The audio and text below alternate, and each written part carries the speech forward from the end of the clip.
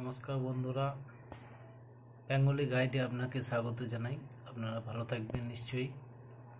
অনেক দিন পর এলাম আমি ভিডিওতে। আবার নতুন একটা জিনিস লক্ষ্য করবেন, পর্চাতে জমির পর্চাতে আগে যেটা ছিল রাজস্ব শূন্য, সেই রাজস্ব জায়গায় একটা নতুন জিনিস লেখা উঠছে। সেটা হচ্ছে পশ্চিমবঙ্গ ভূমি সংস্কার আইন 1955 তৎসহ দ্বিতীয় সংশোধনী আইন 2017 মোতাবেক কলকাতা ভূমি রাজস্ব আইন 2003 মোতাবেক ধার্য হইবে।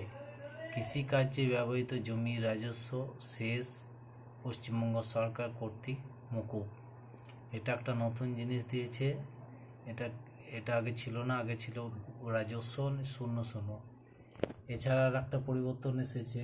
পরিবর্তনটা হলো নিচের দিকে, পর্চার নিচের দিকে একটা লেখা উঠছে, সেটা হচ্ছে দাগের অতসত্ত্বের জমির যথার্থ পরিমাণ ও দাগের মধ্যে অতসত্ত্বের অংশ অনুসারে নির্ধারিত হইবে।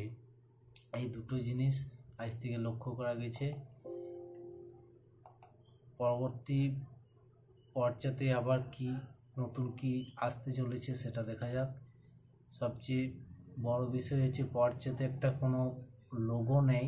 লোগোটা আসার সম্ভাবনা আছে, সেটা অনেক মানুষের কাছ থেকে রিকোয়েস্ট গেছে। লোগো থাকলে একটা পর্চাটা কালারফুল হবে। পর্চা আপনারা কি মনে করেন পর্চা এরকম সাদা অবস্থায় থাকুক? সাদা অবস্থায় থাকলে জেরক্স আর অরিজিনাল মধ্যে তফাৎ পাওয়া যায় না। অর্থাৎ এটা কালারফুল, কিংবা একটা কালারফুল কোনো লোগো দেওয়া যদি যায় সরকারের, তাহলে পর্চাটা আরও সুন্দর দেখাবে। নমস্কার।